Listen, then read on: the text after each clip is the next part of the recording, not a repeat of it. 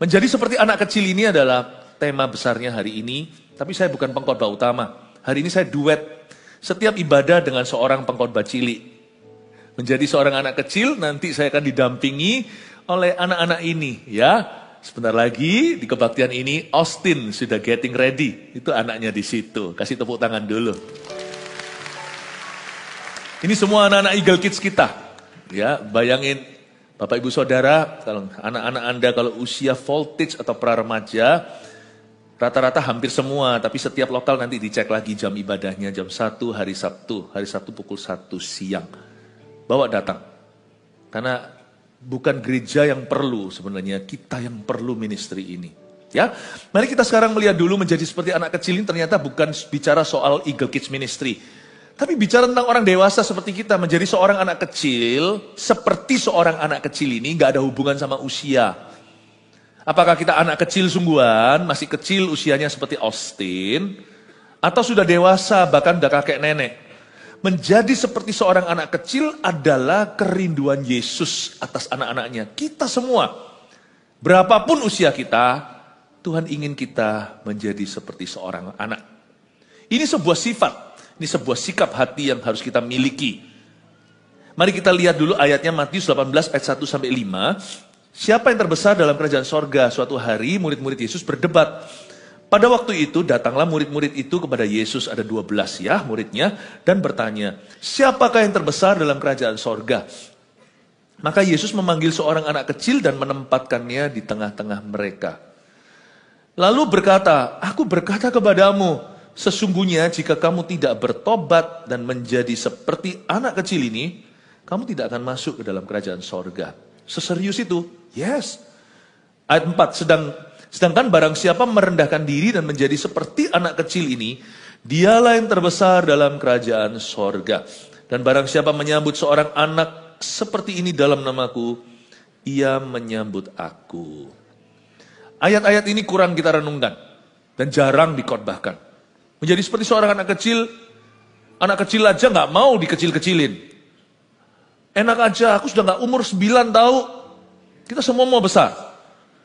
Tapi Yesus tunjukkan bahwa ada kualitas-kualitas seorang anak, waktu dia masih murni, masih polos, yang Tuhan inginkan dalam kekristenan kita.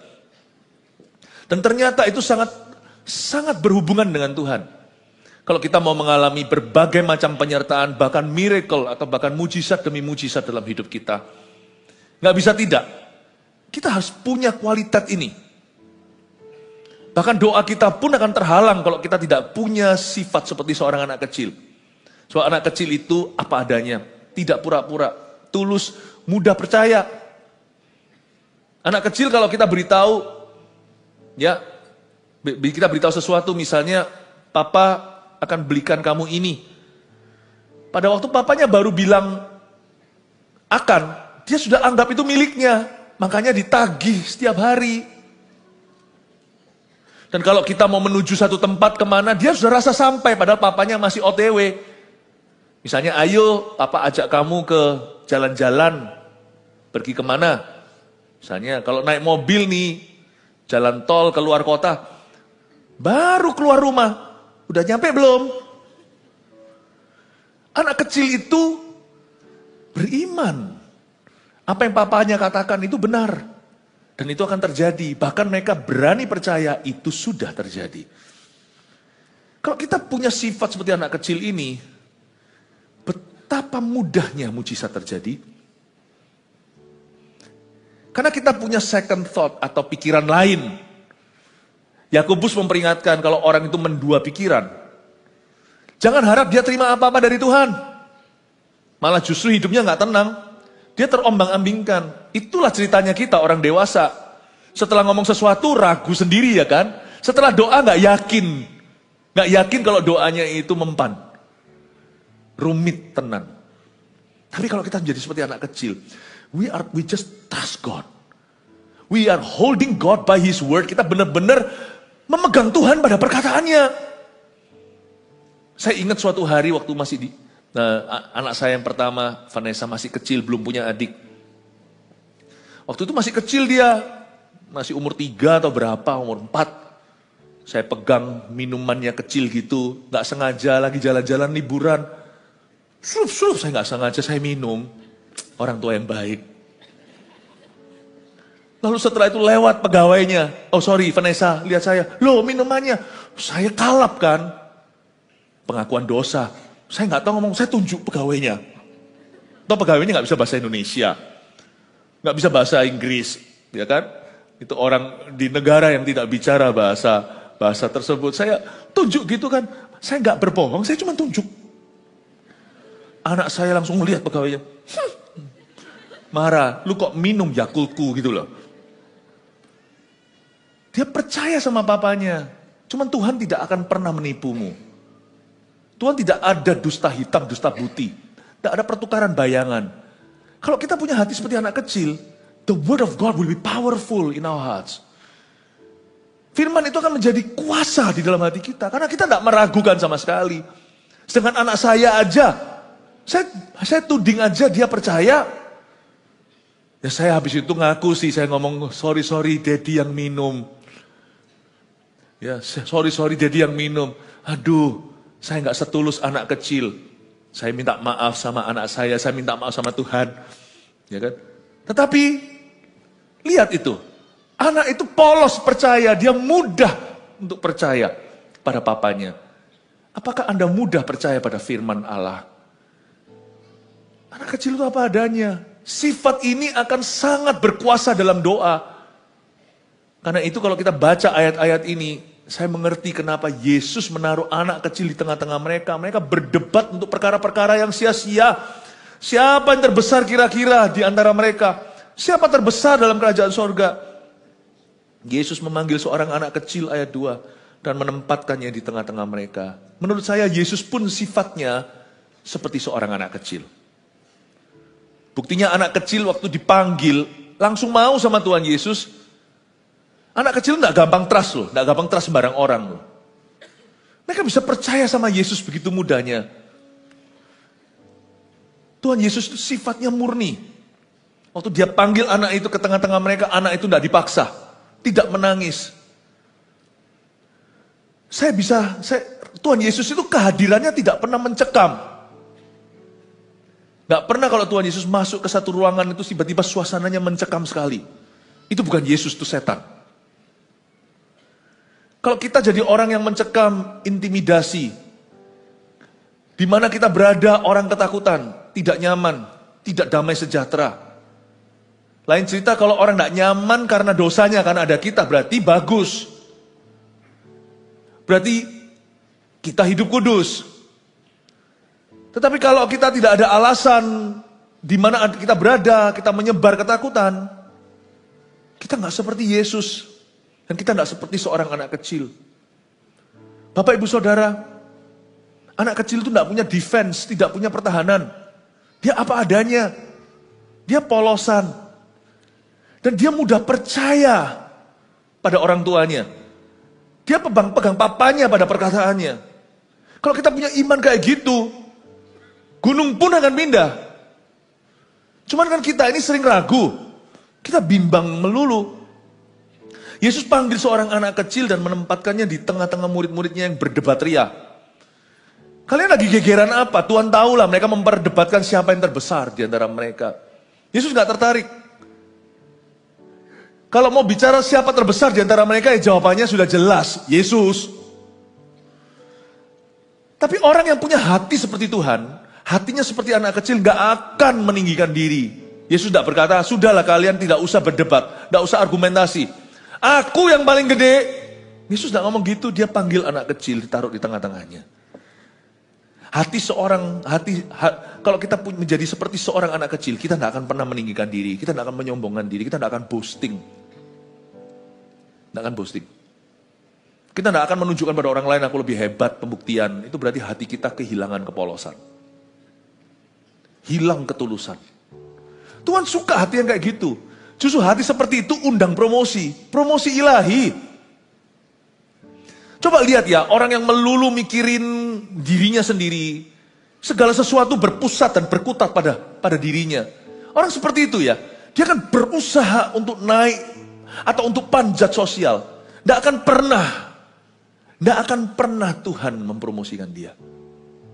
Coba lihat ya, orang yang tidak di situ concernnya, interestnya nggak di sana. Polos tulus mencari kepentingan Kristus. Orang yang sungguh-sungguh tidak pedulikan. Kira-kira orang lain pikirkan apa tentang dirinya? Coba lihat ya, orang seperti itu biasanya sama Tuhan akan diangkat. Dijadikan pemimpin. Dijadikan yang terbesar. Tuhan ingin kita kayak gitu hidupnya. Menjadi seperti anak kecil. Mereka lagi berdebat. Tuhan gak pakai panjang lebar. Padahal semua tahu jawabannya. Kalian itu loh. Bertengkar soal apa? Siapa terbesar? Udah jelas lah siapa yang paling gede. Yesus lah. Tapi Yesus bawa anak kecil. Yesus saja gak ngaku-ngaku. Kita jangan ngaku-ngaku. Kita jadi orang itu harus humble. Makanya ayat ini bicara begini. Yesus berkata, Yesus suruh mereka bertobat. Setelah dibawa anak kecil ke tengah, lalu berkata, ayat 3, aku berkata kepadamu, sesungguhnya jika kamu tidak bertobat, kamu harus bertobat dari kesombonganmu. Kamu harus bertobat dari kepalsuanmu. Kamu harus bertobat dari keegoisanmu. Dan ada satu lagi yang kita harus bertobat, tahu nggak apa? Dari ketidakpercayaan kita. Keraguan, kebimbangan. Kita ini kan suka pinjem-pinjem iman orang lain kan. Berapa kali Yesus waktu menyembuhkan seseorang, meskipun kesembuhan itu dari Tuhan, tetapi iman orang itu yang jalani, dipuji. Dia berkata, hai ibu, hai wanita, terjadilah sesuai dengan imanmu. Bartolomeus, aku mau melihat Tuhan, terjadilah sesuai dengan iman Anda. Tuhan mau kita percaya, ketidakpercayaan itu dosa. Loh, keraguan, kebimbangan itu dosa, kan imanku enggak kuat, enggak. Ketidakpercayaan kita itu pasti ada akarnya. Antara kita ragu Tuhan mampu, nah kalau kita merendahkan Tuhan, itu dosa. Kalau kita menghina Tuhan, itu dosa. Tuhan gak mampu kah? Tuhan sanggup. Atau mungkin kita percaya Tuhan mampu, tapi Tuhan gak mau. Berarti kan kita menuduh Tuhan itu gak peduli sama kita. Tuhan itu gak cinta. Rumit lah. Orang yang sudah makin dewasa, udah makan asam garam katanya. Jangan kita bangga berkata sama anak kecil, aku sudah makan asam garam. Makanya Yesus tidak memilihmu dan memilihku. Yesus memilih anak-anak ini. Saking banyaknya asam garam yang kita makan, ragi Farisi pun termakan sudah. Ketidakpercayaan itu jauh lebih serius loh dosa itu. Keraguan, kebimbangan. Dan kita berharap orang lain beriman dan kita akan mengalami mujizat. Mujizat untuk aku, pekerjaanku, anakku, keluargaku, untuk orang tuaku. Cannot. Kerajaan Allah itu memang korporat. Tapi masing-masing kita itu juga sama Tuhan dilatih untuk beriman. Karena kita punya pengenalan akan Tuhan. Menjadi seperti seorang anak kecil itu juga belajar bergantung langsung kepada bapaknya. Tidak melalui pamannya. Kita harus saling menguatkan. Besi menajamkan besi, manusia menajamkan manusia. Gak ada seorang pun di antara kita yang berkata, aku bisa sendirian, I can do life alone. Gak bisa. Saya pun gak mampu kok. Tetapi pada dasarnya setiap kita itu harus belajar seperti anak kecil, punya hubungan dengan Bapa dan punya rasa aman dan belajar beriman. Beriman sama Tuhan. Dan imanmu itu yang polos sama Tuhan. Lebih polos lebih baik. Malah justru lebih lugu lebih baik. Coba Anda lihat. Kenapa orang yang sungguh-sungguh polos percaya Tuhan itu mengalami sesuatu. Yang terlalu banyak dipikirkan, overthinking malah gak ngalami apa-apa. Saya tidak berkata bahwa kita tidak pakai akal budi kita. Tapi jangan sampai rohmu itu terbunuh oleh karena logikamu yang tidak diisi firman. Karena sebenarnya ya, orang berkata logika, kalau kita mau pikirkan, itu logika udah jatuh sejak Adam. Kalau kita tidak diisi dengan firman Roma 12 pembaharuan akal budi, bahaya loh, akal budimu itu banyak pesimisnya. Banyak gak percayanya, karena iman gak bisa bercokol di sana. Iman bukan timbul dari otak kita, tapi dari pendengaran firman. Kalau kita gak cuci ini, brainwash itu ada. Andai kata kita bisa di brainwash ya, saya mau di brainwash sama Tuhan Yesus. Cuci otak. Otakku ini perlu dicuci, sungguhan. Karena waktu saya masih umur 9, lebih mudah beriman daripada waktu saya umur 19 dan 29 dan seterusnya. Cuci otak gak apa-apa. Kalau saya bisa dicuci otaknya, saya mau. Cuci otakku Tuhan Yesus. Karena otakku ini terlalu rumit. Coba lihat ya, kalau kita itu lagi di jamaah Tuhan ya. Kita apa adanya, kita gak peduli lagi kiri kanan. Dalam hadirat Tuhan. Suci kudusnya itu loh, yang namanya kasih Yesus itu suci kudus. Gampang banget untuk beriman. Gampang mengalami kuasa Tuhan. So easy mengalami kuasa. Tapi waktu kita sudah jutek di sini ya, semua dipikirin ya. Kuasa Tuhan tidak ngalir. Bukan saya anjurkan kita nggak mikir. Bukan. Tapi siapa atau apa yang memerintah dalam pikiranmu? Bukan nggak pakai otak atau nggak pakai pikiran. Bukan. Siapa yang memerintah itu? Adam atau Kristus? Anak kecil itu tulus. Dia percaya. Papanya bilang, bulan depan papa beliin sepeda. 1 bulan ditagih tiap hari. Kapan sepedanya? Kapan? Papa sepeda. Dia merasa waktu papanya janji itu dia udah terima. Nah itulah masalahnya anak. Justru itu indahnya. Dia percaya kalau waktu papanya baru janji itu dia sudah terima. Sebagai kepastian. Bukankah itu iman, Ibrani 11, iman adalah dasar dari segala sesuatu yang kau harapkan. Bukti segala sesuatu yang belum terlihat. Sepeda belum di sana. Dia tiap hari udah merasa sepeda ini punya aku. Kapan? Udah sampai belum? Tuhan mau kita ternyata kayak gitu dalam iman. Kalau kita nggak percaya itu dosanya lebih serius. Kita kira bahwa dosa itu adalah sekedar gak percaya imanku kurang besar. No. Di balik setiap ketidakpercayaan kita itu ada salah paham yang cukup curam sama Tuhan. Antara kita gak yakin dia mampu. Atau kita gak yakin dia mau. Antara yang kita pertanyakan adalah his power, kuasanya. Atau his intention, atau maksud hatinya. Selalu yang kita ragukan, pertanyakan itu selalu either kekuatannya atau karakternya. Dan Tuhan bilang, anak kecil itu gampang percaya dan gampang nerima. Kita mau mengalami mujizat dalam dunia kerja kita, ini gak ada hubungan kita jadi kanak-kanak. Tapi kalau sifat kita menjadi seperti anak kecil itu bisa mewarnai doa kita. How powerful every prayer that comes out of your mouth. Betapa hebatnya setiap doa yang keluar dari mulut kita. Di ruang doa kita. Orang Nazaret tuh mikirnya terlalu rumit. Complicated. Kamu kan anak tukang kayu. Saudaramu lo ada di sini. Itu loh. Yakobus, Yudas. Kamu kan juga, aku juga tahu saudari-saudari perempuanmu. Artinya anak-anak berikutnya yang dilahirkan oleh Maria dan Yusuf dalam pernikahan mereka. I know your sisters. I know your brothers. Dari mana kekuatanmu? Selidik demi selidik. From where kekuatanmu itu dari mana mengusir setan itu? Orang Farisi bilang dari Beelzebul. Atau dari inilah penghulu kuasa gelap. Artinya berkata, dari mana kau dapat otoritas kau mengajar tidak seperti ahli Taurat tapi dengan wibawa? Bukankah kamu anak tukang kayu, anak Yusuf kan? Mikir. Dengan kota lain, Tuhan, aku mau melihat, dijamah sama Yesus, disuruh ke kolam Siloam. Lalu habis itu dia melihat. Yang sini terus rumit. Ya kalau ketemu. Tapi kalau kita mencoba menemukan Tuhan hanya dengan logika kita yang jatuh. You will not experience his power. Tidak akan mengalami kuasa Tuhan. Waktu kita berjalan di atas air, Petrus gak melihat lagi ke Yesus. Dia lihat ke badai taufan. Dia tenggelam. Tahukah caramu beriman akan menentukan caramu menerima? Bukan hanya caramu meminta. Memintanya mungkin tipis 11-12 orang minta ya gitu-gitulah. Tapi caramu menerima itu yang ditentukan oleh hati yang seperti anak kecil. Saya diajari waktu saya baca ini, powerful sekali ya Tuhan. Engkau hendak mewahyukan sesuatu. Semoga apa yang saya sampaikan ini simple aja, sederhana.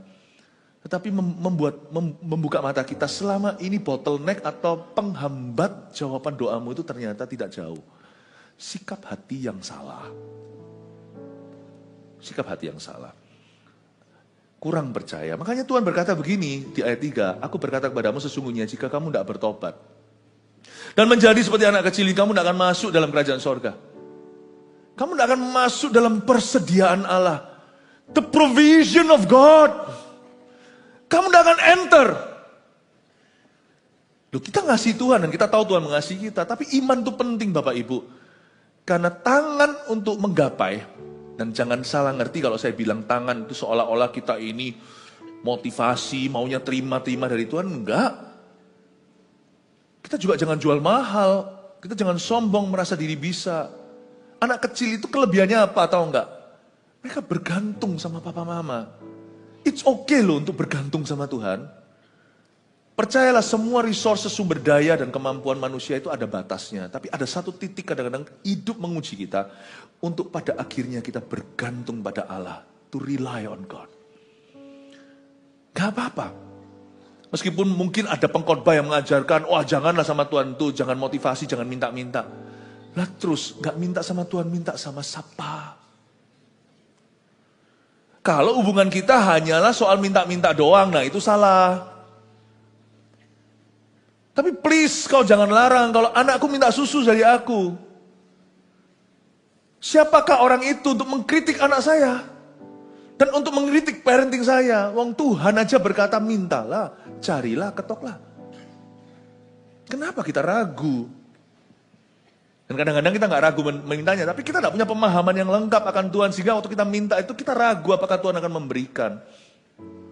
Jangan lupa loh, tangan yang menggapai apa yang Tuhan sediakan di alam sorga, kerajaan sorga itu adalah iman. Roma 5. Faith is the entrance of grace, not love.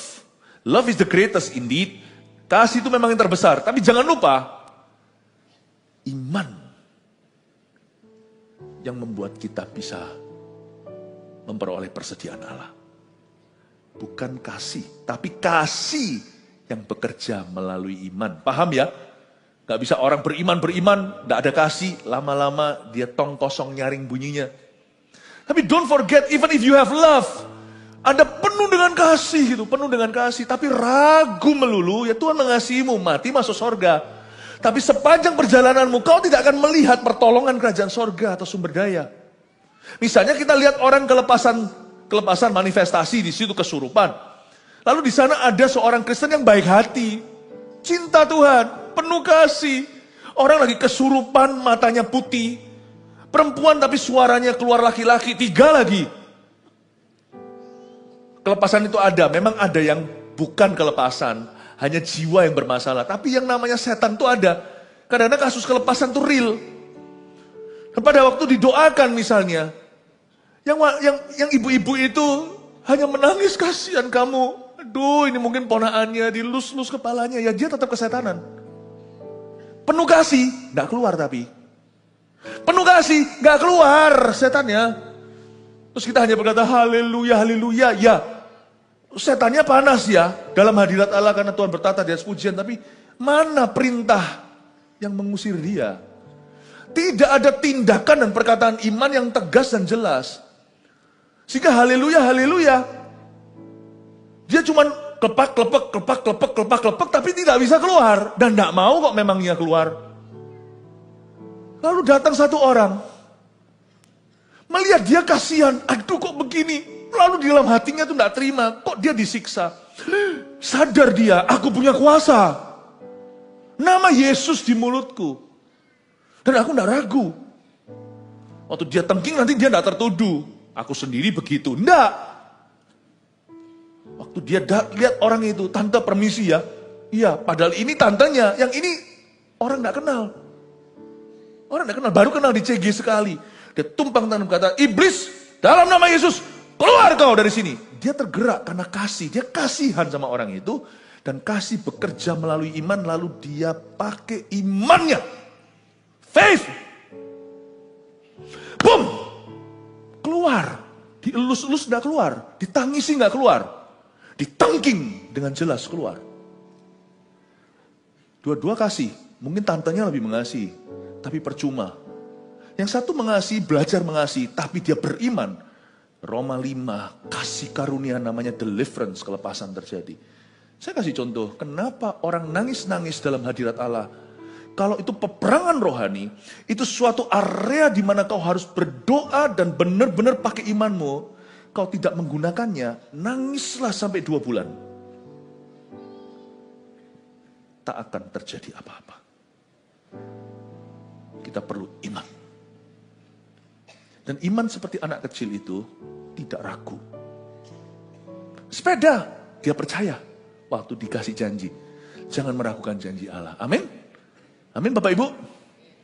Saya tadi cuma kasih satu ilustrasi pelayanan deliverance ministry atau kelepasan. Tapi tidak hanya itu saja. Iman tidak hanya untuk didemonstrasikan. Tapi harus dihidupi tiap hari. If you love Jesus, catat kata-kata ini. Kata-kata ini bisa mengubah arah hidupmu forever. If you love Jesus, trust Him. If you love Jesus, believe Him. Kalau Anda mencintai Tuhan, percayalah. Ya. Sebab kasih dan iman tidak bisa kau pisahkan. Dalam diri anak kecil, itu bukan minyak dan air. Minyak sama air tidak bisa nyampur, tahu kan? Dalam diri seorang anak kecil, itu sudah blending, itu sudah menjadi jati dirinya. Anak kecil itu percaya kepada yang dia kasih. Karena dia cinta papa mamanya, dia percaya total sama orang tuanya. Orang tuanya ngomong apa dia percaya.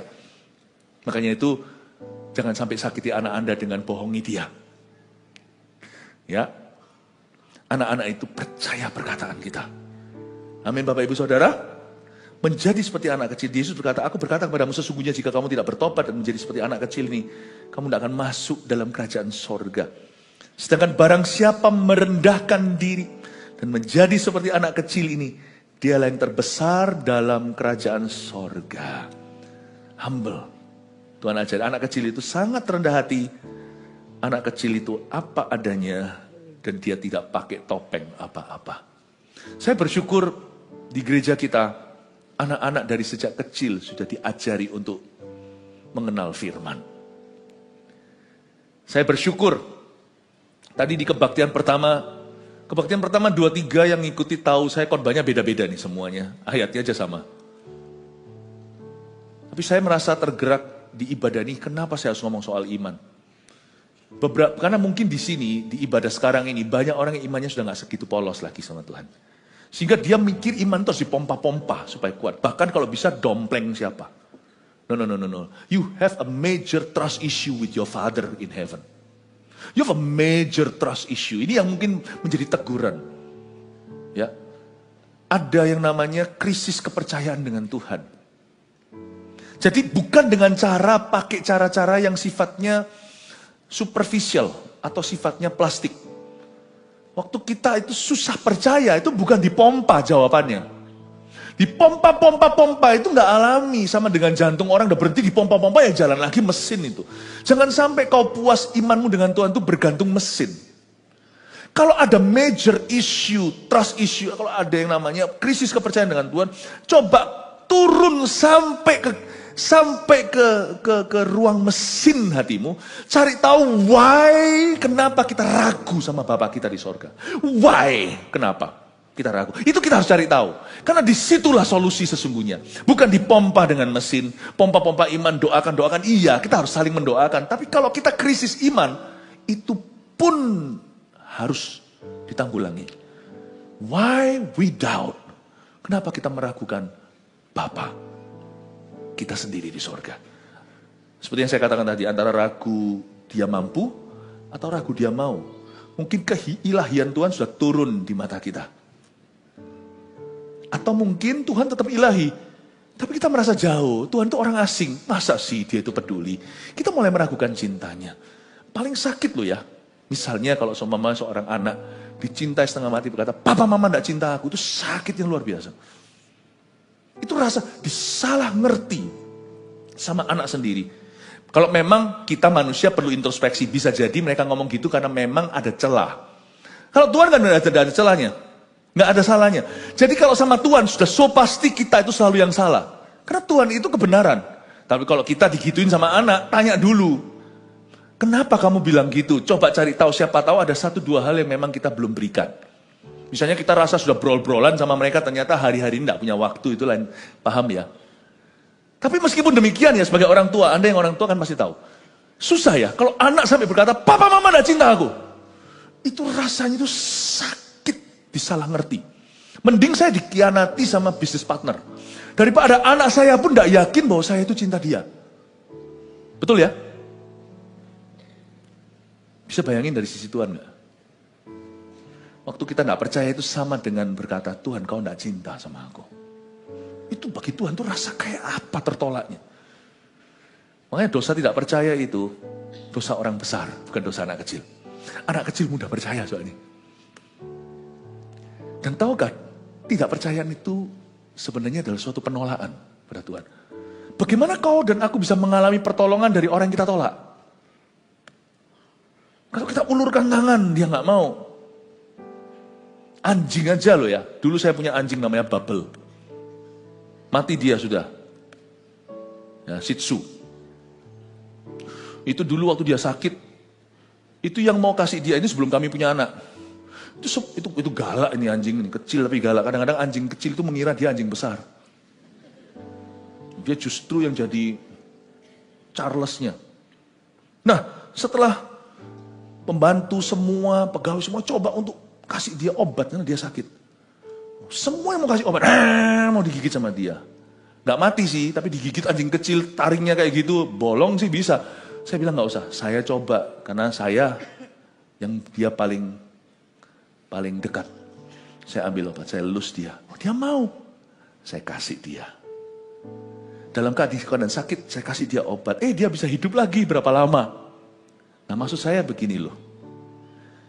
Kalau dia tidak percaya buka diri, kita bisa karena kita tuh gede, dia Shih Tzu kecil. Pegang aja, kita pakai tangan pelindung, pegang ya di lehernya, paksa minum obat. Tapi mungkin dia terluka. Tuhan tidak bisa paksakan mujizat, berkat, penyertaan, pembelaan. Saya tidak bicara soal materi. Saya bicara tentang yang namanya jawaban doa, apapun itu juga. Tuhan akan paksakan. Ketidakpercayaan itu menolak tangan yang mau menolongmu. Menolak, tapi penolakannya halus. Ya sama saja, tolak halus, tolak kasar itu tolak. Gimana tangan yang satu-satunya bisa memberimu obat dan menolongmu itu jikalau kau tolak? Karena ketidakpercayaan, bagaimana ia bisa menolongmu? Dia bisa memaksamu. Pegang dengan lehernya, dipaksa minumkan, pasti kau terluka karena kemuliaannya. Itu tidak begitu, makanya Yesus ketok pintu. Trust issue itu bukan masalah di hati orang anak-anak kecil, itu masalah di hati orang dewasa. Tuhan suruh kita kembali trusting God, karena anak kecil itu mudah percaya. Ya amin Bapak Ibu. Saya dorong Anda untuk sama Tuhan itu percaya tenan. Sedangkan barang siapa merendahkan hati dia menjadi seperti anak kecil ini, dialah yang terbesar dalam kerajaan sorga. Ayo 5 poin ini lalu saya mau panggil pengkhotbah cilik kita, Austin, untuk mengingatkan auntie dan uncle kita semua, untuk kita semakin percaya Tuhan. Ya, nomor 1, percaya apa yang tertulis dalam Alkitab. Jangan buat rumit kalau bisa buat mudah. Alkitab itu sudah ada tingkat difficulty atau ada tingkat kesulitannya. Ayat-ayat yang sudah jelas-jelas letterlek atau harafiah, terimalah apa adanya. Jangan buat tawar-menawar. Ya, coba lihat ya, orang kalau dibaptis kayak beberapa anak-anak yang hari ini kesaksian. Mereka cerita mereka mau dibaptis umur 12, puji Tuhan. Di gereja kita itu dari kecil dibina. Karena waktu dibaptis umur 12, itu kalau dia sungguh lahir baru ya, bukan ikut-ikutan ya. Kita tidak baptis anak, tapi anak umur 12 itu sudah dewasa pikirannya. Kalau di Yahudi, mereka itu sudah akil balik. Mereka sudah dianggap sebagai man, bukan boy. Mereka dibaptis itu luar biasa. Jadi tidak ada missing episode, tidak ada episode dia hilang. Tapi coba ya nanti ya, kalau orang itu sudah umur 32. Mau dibaptis saja rumitnya, padahal itu step 1 loh. Kalau langkah 1 aja kita lemot, langkah 2, 3 gimana? Apalagi kalau orang sudah umurnya 52. Jangan kok 12, umur 60. Wih, kadang-kadang kita mikir, oh enggak lah, gini, gitu lah, terlalu banyak berdebat. Bapak Ibu Saudara, percaya Tuhan itu apa yang tertulis dalam Alkitab yang sudah mudah, terimalah apa adanya. Kalau itu tertulis di dalam Alkitab, it is written, udahlah belajar percaya. Termasuk yang namanya bahasa roh, aduh jadi perdebatan di dalam dunia gereja. Menurut saya nggak perlu sih. Kalau nggak mau ya udah nggak apa-apa. Kan tinggal gini toh. Tinggal sana percaya nggak karunia ini masih ada. Wong saya percaya, jangan tolong jangan ubah pikiran saya. Wong saya ngalami loh. Saya ngalami benefitnya. Kalau sana belum, saya nggak hakimi. Tapi please jangan hakimi saya kalau saya menerima karunia ini. Buktinya lewat karunia yang saya terima. Saya semakin sungguh-sungguh sama Tuhan. Semakin cinta Tuhan. Semakin menggebu-gebu. Please let me go. Kok rumit? tinggal percaya ada enggak? Gereja kita percaya bahwa baptisan Roh Kudus itu adalah berkat kedua, the second blessing setelah seorang itu lahir baru. Itu baptisan kuasa untuk bersaksi. Itu baptisan doa, baptisan kuasa untuk berdoa secara supranatural tanpa tahu masalah orang.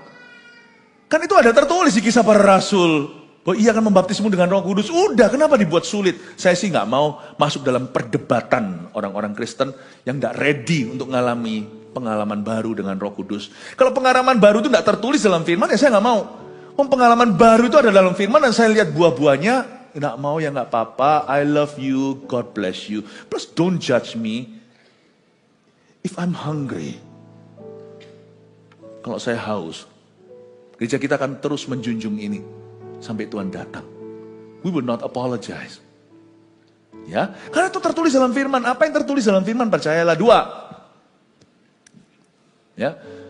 Berdoa dengan iman yang sederhana. Tadi kalau kita minta, percayalah akan menerima. Itu doa dengan sederhana. Doa jangan pakai tapi. Doa itu ya dan amin. 3. Tidak biarkan logika kalahkan roh. Saya sudah jelaskan, tulis saja. 4. Terbuka untuk sesuatu yang baru, Bapak Ibu. Bukan segala sesuatu, terbuka untuk apa yang Tuhan sediakan. Terbuka untuk apa yang dari Roh Kudus. Be open. 5, mudah mengampuni dan apa adanya. 5 munculkan. Ya, di foto sekaligus.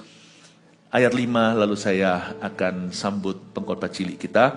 Dan barang siapa menyambut seorang anak seperti ini dalam namaku, ia menyambut aku. Oh haleluya, ayat ini kita genapi hari ini. Saya mau menyambut Austin di dalam nama Yesus untuk memberkati jemaat kita. Come on, give it up for Austin. Halo. Shalom. Shalom, Uncle. Tunggu dulu sebelum dilanjutin ya. Austin ini CGL bukan? Bulan ini. Bulan ini, haleluya. CG leader. CG-nya di Citraland. Betul? Betul. Deep West, Surabaya Barat agak dalam. Rumahnya di Surabaya Utara. Papa mamanya tadi cerita, keluarganya, cicitnya, papa mama cicitnya semua juga CGL. Masing-masing sesuai usia. Dan kasih tepuk tangan dulu untuk Tuhan. Dan Austin ini untuk CG hari Sabtu, ya Sabtu ya. Benar. Dan untuk ibadah voltage jam 1, Sabtu jam 1. Jumat. Siapa tadi bilang hari Sabtu? Sound systemnya tolong dicek. CG-nya hari Jumat, tapi hari Sabtu dia ibadah voltage atau praremaja. Ya, pukul 1 siang hari Sabtu di Bela-Belanin. 2 hari tersebut dia naik bus 2 kali, lalu harus naik Gojek untuk sampai ke tempat. Tiap Jumat dan Sabtu dia lakukan itu. Take the stage. Thank you Pastor Philip. Preach it. Selamat siang Auntie dan Uncle. Selamat siang. Nah, perkenalkan nama saya Austin, umur 12 tahun. Nah, saya juga melayani sebagai sponsor di CGWV 47. Nah, sebagai sponsor di CG, Austin juga bertugas untuk pimpin games dan sharing firman. Nah, pertama kali sharing firman Austin tuh saat pas CG, itu gugup sekali, takut untuk kayak salah ngomong gitu. Terus kayak takut anak-anaknya itu nggak ngerti firmannya apa. Tapi lama-kelamaan terbiasa untuk ngomong firman dan akhirnya sampai sekarang udah terbiasa. Nah, Austin juga bertugas untuk follow up teman-teman di CG untuk datang ke CG. Dan Austin juga WA parents-nya untuk ikut CG anaknya. Nah, contohnya seperti ini. Pagi Auntie, Austin mengingatkan minggu ini ada CG, apakah Kevin bisa ikut? Kalau jawab bisa, Austin akan menjawab, oke, thank you, Auntie, God bless. Nah, seperti itu. Nah, Come on. Austin juga punya pengalaman senang dan sedih di CG. Nah, pengalaman senang itu ketika Austin lihat anak-anak di CG itu memuji dan menyembah Tuhan dengan sungguh-sungguh dan tidak bercandaan. Nah, tetapi Austin juga punya pengalaman sedih, yaitu ketika melihat anak-anak CG itu kayak nggak serius gitu loh, dan bercandaan pas mendengarkan firman Tuhan. Padahal kan firman Tuhan tuh penting bagi kehidupan kita. Nah, Austin juga pernah ajak temen sekolah untuk ikut CG, tapi temennya nggak mau karena ada jadwal lain. Nah dari situ Asin tidak menyerah dan cari terus jiwa-jiwa yang belum ikut CG. Tapi meskipun sampai sekarang belum ketemu, tetapi Asin tidak akan menyerah untuk cari terus. Nah untuk anaknya nanti uncle yang belum join CG, bisa join CG-nya Asin ya. Amin, amin. Oke. Nah, tapi puji Tuhannya, CG-nya Asin membernya bertambah terus. Dan sekarang bulan ini CG-nya Asin akan multi dan Asin akan menjadi CGL berikutnya. Nah, dulu CG-nya Asin tuh sempat online dan transisi ke onsite. Nah, itu yang datang tuh cuma 5-6 orang. Tetapi setelah CG Fun, bertambah terus membernya dan sampai sekarang menjadi 31 orang. Wow. Asin juga selain pelayanan di CG sebagai sponsor, Asin juga pelayanan di gereja sebagai host dan drama. Nah, saat audisi, Asin tuh gugup sekali ngomongnya. Tetapi, Asin belajar terus untuk nge-host depan panggung dan sampai sekarang pun masih terbiasa sudahan. Dan di host, Asin juga belajar untuk ngomong lebih lancar dan tidak gugup di stage. Nah, Asin juga senang di host dan drama karena Asin tuh mendapatkan teman yang banyak sekali dan itu seru banget. Nah, Asin juga di sekolah dipercaya untuk menjadi host juga. Nah, oke, seperti itu. Oke. Ya. Asin juga meskipun sibuk di pelayanan di CG dan di gereja, Austin nilai di sekolahnya itu bagus-bagus dan puji Tuhannya tidak banyak remedi. Dan Austin, oke. Dapatnya apa? Kenapa? Dapatnya apa? EN. Enggak banyak remedi dan. Oh, enggak banyak remedi. Ya. Oh, ya. Ya seperti pelajaran Inggris dan agama.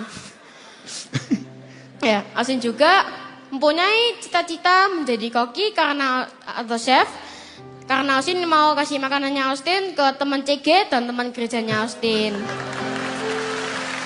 Saya ikut makan. Austin juga masih ingat pas tahun lalu KKR Austin menerima baptisan Roh Kudus. Wow. Dan Austin merasa kalau saat itu Austin sudah mau bertobat dan tidak melakukan hal-hal yang kurang berkenan di hadapan Tuhan itu, seperti berbohong dan suka ngomong kasar. Nah sampai sekarang Austin pun sudah bertobat dan Austin mengurangi hal-hal yang yang tidak berkenan di hadapan Tuhan itu. Nah nanti angka sini sudah baptis semua kan? Nah Austin sudah juga, belum? Austin juga saat Bible study, Austin mengalami bahasa roh. Austin tahu saat itu Austin menerima bahasa roh, saat Austin tuh merasa kalau lidahnya Austin tuh bergetar dan Austin ngomong kayak sesuatu yang Austin nggak ngerti. Nah seperti itu. Austin punya pesan untuk Auntie dan Uncle di sini. Semangat ya untuk antar anaknya ke CG yaitu ibadah, meskipun anaknya agak rewel atau agak susah diajak CG. Austin dulu juga seperti itu kok. Austin awalnya nggak mengerti. Terus lama-kelamaan, Austin ikut CG terus dan mulai mengerti dan kebiasa gitu. Jadi banyak temannya juga loh di CG. Nah seperti itu. Nah untuk Auntie Uncle sendiri, semangat ya untuk ikut ibadah dan CG-nya. Oke, thank you sudah mendengarkan kesaksian dari Austin hari ini. God bless, thank you. God bless you, Austin. Give me a hug, give me a hug. Oh, I'm so proud of you. God bless you ya. Besok besarnya mau jadi koki ya. Ingat ya. Haleluya, kasih tepuk tangan untuk Austin. Tapi serius, ajak anak-anaknya ke voltage yang masih usia itu, AOG, karena semua yang Anda lakukan sekarang ini seolah pengorbanan, Sabtu-Sabtu antar gereja, itu nggak akan ada artinya nanti Kalau dibanding dengan anak kita sempat ada missing episode atau episode hilang, rusak, misalnya anak umur 16 berontak, 3 tahun kalau dia umur 19 tobat, atau umur 30 tobatnya 14 tahun kemudian, kita tidak akan melihat itu episode yang hilang. Pengorbanan itu ternyata modal. Dibanding dengan ini, kerugian besar. Tahun dengan setiap Sabtu cuman 2 jam itu, kau gabung jadi satu, timpang. Ini hilangnya besar sekali. Ini investasi. Bawa masuk, supaya tidak perlu mengalami episode-episode yang hilang dan rusak. Bawalah anak-anak Anda ke rumah Tuhan. Yesus sebagai bayi, sebagai anak umur 12 pun dibawa ke rumah Allah. Siapa lagi anak kita? Amin. Thank you ya Austin. You have spoken truth. Bicara kebenaran dalam hati kami semuanya. Kasih tepuk tangan untuk Austin sekali lagi. God bless you. Kita akan mengakhiri ibadah hari ini merayakan sungguh-sungguh Pentakosta yang terjadi. Seperti Austin tadi mulutnya bergetar sendiri. Tuhan masih memberikan pengalaman baru itu. Baptisan Roh Kudus namanya. Jangan pulang rumah sampai kita menerima karunia Pentakosta. Siapa di antara jemaat yang sampai hari ini belum menerima karunia bahasa lidah? Bisa angkat tangan? Kalau ada, saya tidak suruh maju, saya cuma mau tahu Anda di mana. Oke, ada lagi tangan-tangan yang terangkat. Oh, ada beberapa. Angkat tinggi-tinggi sana, tidak bisa lihat semua yang pendek-pendek tangannya dikecil-kecilin gitu. Ya, oke, yang di atas, termasuk yang streaming semuanya. Bolehkah saya ajak kita semuanya untuk berdoa agar mereka semua menerima? Tetap duduk aja jemaat, kita